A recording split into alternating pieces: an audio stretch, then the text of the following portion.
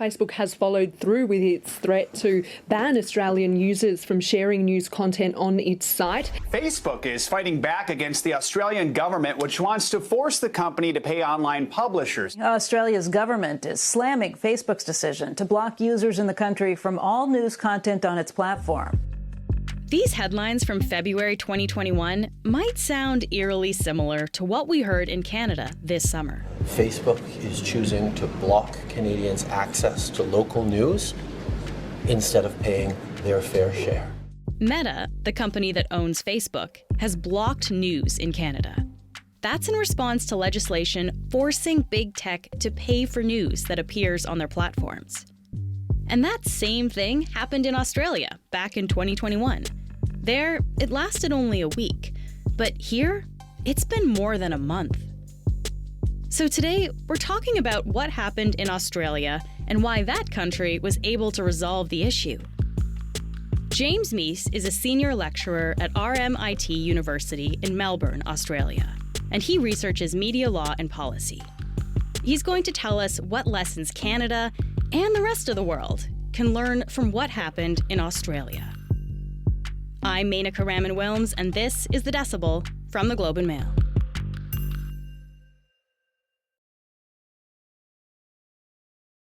James, thank you so much for being here today. Not a problem. So back in February 2021, Australia went through something similar to what Canada is actually going through right now. This is Meta blocking news from its platforms. So, James, can you just tell me about the situation in Australia? Like, what content was Meta actually blocking? So, yeah, it was quite a strange moment back in 2021. Australia woke up one day and Meta blocked news, or at least that's what they told us they did. What was interesting, though, is as those early hours of the morning kind of continued, we found that they weren't just blocking news. So Meta took quite a broad interpretation of what quote-unquote news was, and a range of other relevant sites were blocked. So this was our National Weather Service, the Australian Bureau of Meteorology, some emergency services pages, healthcare pages, hospital pages, and even some government pages, so a domestic violence shelter and COVID-related information, as well as some smaller Indigenous and community media organisations. I mean, it sounds like some of these things that Meta was blocking are pretty important, right? When we're talking about people being worried about COVID, needing to know procedures, people escaping domestic violence situations, needing options. Like, what was the reaction in Australia when this happened? Yeah, so I mean, the initial reaction was shock. I think amongst the public, there was kind of a bit of outrage at Facebook, definitely amongst politicians. I think politicians and other public figures, definitely made hay. This is an assault on a sovereign nation. It is an assault on people's freedom, and in particular, it is an utter abuse of big technologies, market power and control over technology. One of our state leaders likens Facebook's behaviour to a North Korean dictator, which was one of the more, fulsome and dramatic critiques. That being said, it definitely sparked the negotiations and kick-started those negotiations, and I think it really, brought the Australian government to the negotiating table. So, from Meta's perspective, I think they thought it was quite an effective tactic. Okay. So let's talk about the thing that started all of this, actually. So this move to block news, this move by Meta, was in response to Australia's News Media Bargaining Code.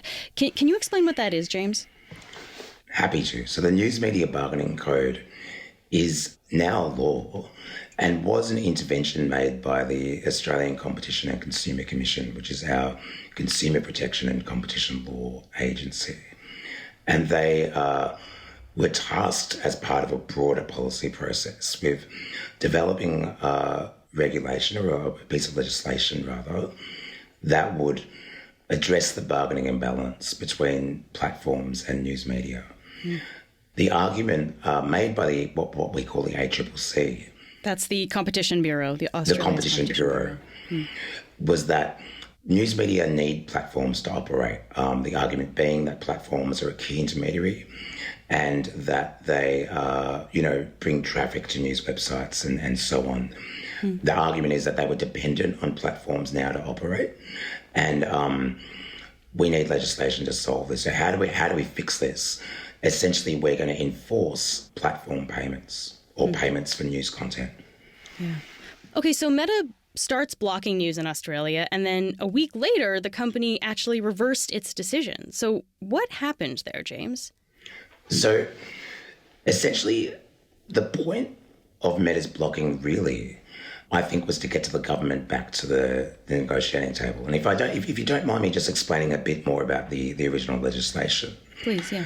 The core purpose of the legislation was ultimately to designate platforms. So there was a ministerial role for the responsible minister, the treasurer, who would designate platforms and make them subject to the legislation. So our treasurer at the time, Josh Frydenberg, was planning to designate Google and Facebook and make them subject to the law. This was absolutely what Meta didn't want, because also if agreement couldn't be reached between the news media companies and platforms, the negotiation would go to arbitration and a panel would choose one side's offer. This is called baseball arbitration or final offer arbitration. So as a company, if you go to arbitration, the cost that you might be subject to pay to a news media company is out of your hands. Essentially, a panel is going to choose how much the platform will pay. So that's a loss of control as well for someone like Meta. So, and that's a feature of the Canadian bill as well. It's this arbitration feature. Okay, so Meta and Google didn't want this designation. They protested essentially by pulling news and a whole bunch of other stuff. So what ended up happening? We went back to the negotiating table and they got a significant amount of concessions from the government and eventually the avoidance of designation. So that key thing that you were talking about before, that designation, they got that removed then? Well, no, not removed. It's still part of the law, but I'll explain how they managed to dodge it. Josh Frydenberg essentially said, look, we're not going to designate you. Just do enough deals. Just do enough deals, so like on your own, essentially, then? On your own. So neither Google or Meta are designated in Australia. They have done deals with a range of news media companies. And the architect of the legislation, Rod Sims, and indeed the centre-right government that are no longer in power but were the architects of this law as well, framed this as a win because they said, look, the end goal is to get this money to news media companies. It doesn't matter that the law is technically kind of inactive because what it is, it's really a sword of Damocles. It's a threat to platforms to say, if you don't hand over money, we will designate you. And so how many deals are we talking about? And how much money does that include? Well, we don't know the exact amount because these deals are confidential in terms of money, but the rumours that have gone around suggest about 200 to 220 million Australian dollars has passed from digital platforms to news media organisations. In terms of the amounts of deals that have been done, there's a real disparity between the two platforms. Meta's done 14 deals and Google has done 37. I'm really struck by the difference in numbers there, though, James. Like, why would Google make more deals than Meta? You know, that was a real surprise, I think, as well, that I think at the outset of this legislation, there was a presumption that both had a similar interest in news and news content. That being said, I think we've seen, probably from the US election in 2016 onwards, Meta has been quite open about the fact that they're moving away from news. So to that extent, it really makes sense that Meta is not funding news as much as Google because they just have less interest in it. And Google obviously is an information provider. People do turn to Google to find out what's happening, essentially. These are very different companies with very different commitments and interests and business models. And we're seeing that play out in terms of these deals. And we've seen this play out a little bit in Canada as well, because Google has said it would block news, but it hasn't actually really done so on a grand scale. They trialed it a little bit, but it hasn't been done in full. And I guess perhaps this is because of what you're saying there, that it's more in the company's interest to support news. Absolutely. And I think we saw that with Australia as well, that Google definitely did make some experiments with, reducing news in their search algorithm and so on. But when push came to shove, they were quite happy to hand over money. And, if you want to talk about the numbers, there is some real value from this legislation, I think, from a journalism sector perspective. For the first time in a long time, it's an exciting time to be a journalist, and in particular a journalist student in Australia. There's lots more jobs, there's lots more competition, there's higher salaries. The Guardian's newsroom in Australia grew by 50%. There's a lot of specific funding to areas of real need. So I know that our public service media broadcaster, the Australian Broadcasting Corporation, has dedicated a lot of this money to regional and rural reporting.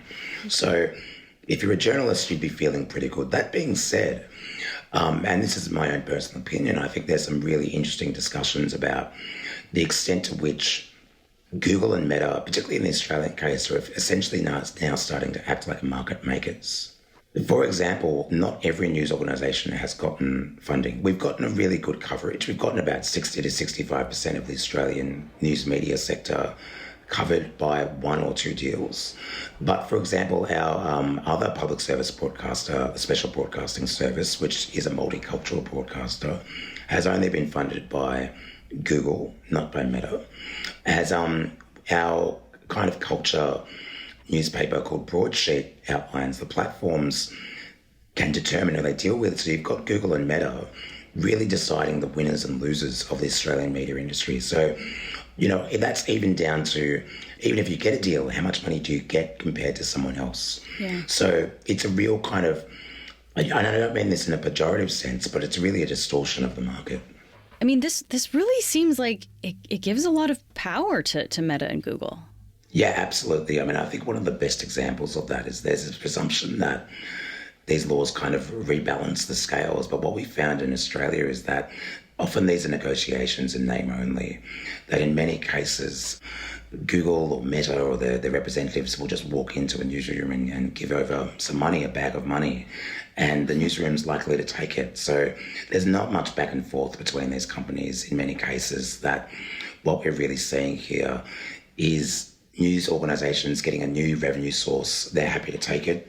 And Google and Meta are saying, here's the money, and we'll go from there. So the reality is we've kicked the can down the road. So we don't know what happens when these deals are done.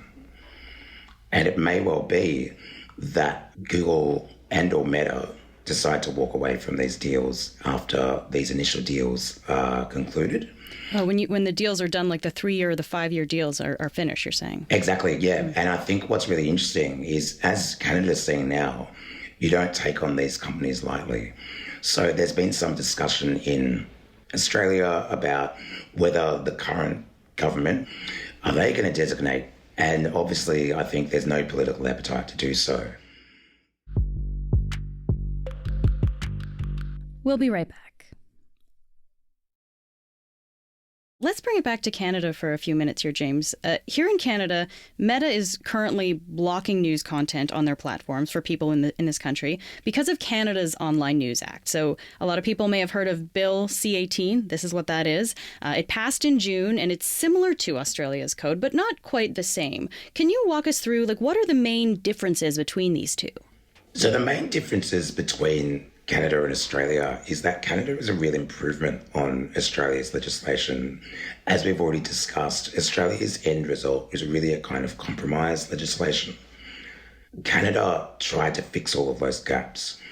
One major thing is this transparency. So all these deals are commercial deals in Australia. So the general public have no idea how much money has been given to each outlet. Canada has implemented an independent auditor as part of this act, which will prepare an annual report and provide a bit more information about how this act is actually affecting the digital news marketplace.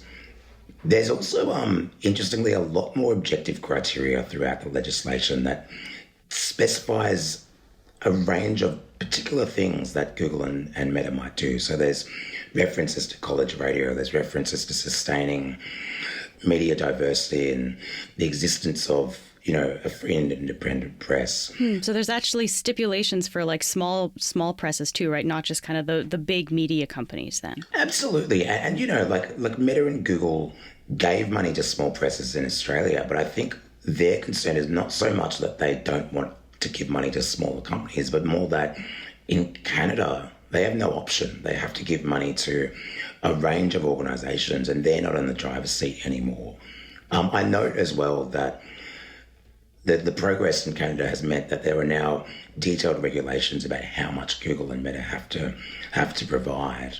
So, and we should just be clear, in Australia, this was proposed legislation. It wasn't law yet. But in Canada, it is actually law now as of June. Correct. Yeah. So a lot of this negotiation happened at the final hour with Meta, but it meant that there was still some wiggle room in terms of how the final language of the act was constructed. But I think more particularly, it wasn't like Meta was in the room kind of crossing out T's and dotting I's, but rather they were able to negotiate on the interpretation of that act. And once that came into law, there was an ability to kind of work out different ways of implementing the reform. Obviously, and I think perhaps because of that history, Canada has taken a much stronger and firmer response to the digital platforms.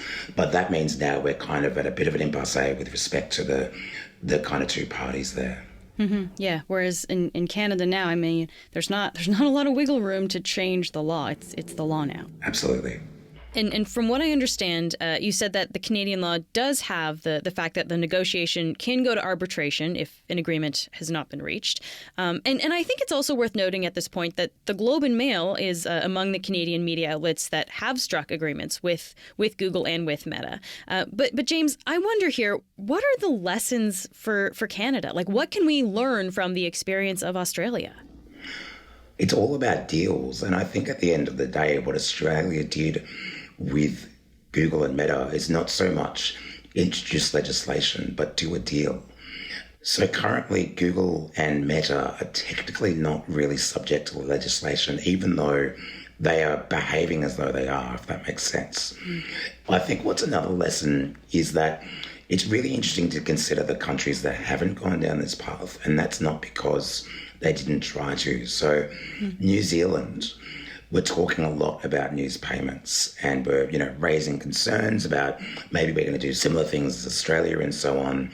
Suddenly, a range of news outlets secured deals, with no legislation from Google, and from then, there's been no discussion about legislation. So I think one lesson is that Meta, but in particular Google, are happy to hand over money if there is no strings attached. The second lesson is that deal making is kind of where you get the outcomes from these kind of reforms. But the third lesson, I think, is perhaps counter to these two initial points by stating that we really haven't seen this play out. Australia caved, and, watching from the sidelines, I'm kind of interested to see what happens if Canada holds the line, because the truth is we don't know what will happen if Canada decides to just keep going. And it sounds like, honestly, a lot of countries, a lot of people around the world are watching what happens in Canada here, right? Because countries like the US, the UK were at some point considering similar legislation, even Brazil, South Africa. And so I guess I wonder, is Canada acting as an example for other countries or something that countries are kind of waiting to see how this plays out here? Absolutely, and I think the same was true for Australia, that Canada was definitely watching closely and learned from Australia's mistakes. Now other countries are looking from Canada and saying, well, maybe did Canada learn too much, and have we made such a strong bill that these platforms are just going to walk away? We don't know yet. I guess just to end here, James, I wonder what this actually means for people in Canada. There was some recent data published in the Globe that showed that Meta's decision to block news links in Canada has had almost no impact on Canadians' usage of Facebook. And I guess given the pushback that we talked about at the beginning from the Australian public when this happened there, what does this say about how we value news? Well, I think there's kind of two answers to that question. There's a more social answer, which I think speaks to the post-COVID moment, where we've seen results from the Reuters Institute of Journalism at Oxford University that we're seeing a growth in news avoidance amongst the general public, that people are no longer engaging with news as they might have done. But of course, there's a economic answer to that question as well, that in Australia, we're still trying to work out what news costs, essentially. And I think that's not just an Australian problem, that's a global problem.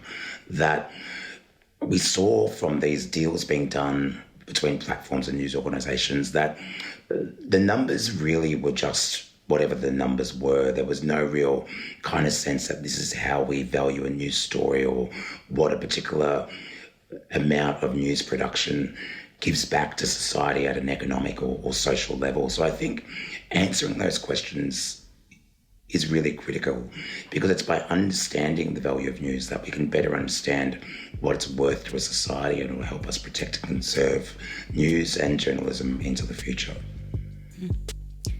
James, this is all really interesting to hear. Thank you so much for speaking with me today. Not a problem. Thanks for having me. That's it for today. I'm Menaka Raman-Wilms. Our producers are Madeline White, Cheryl Sutherland, and Rachel Levy-McLaughlin. David Crosby edits the show. Adrian Chung is our senior producer, and Angela Pacenza is our executive editor. Thanks so much for listening, and I'll talk to you tomorrow.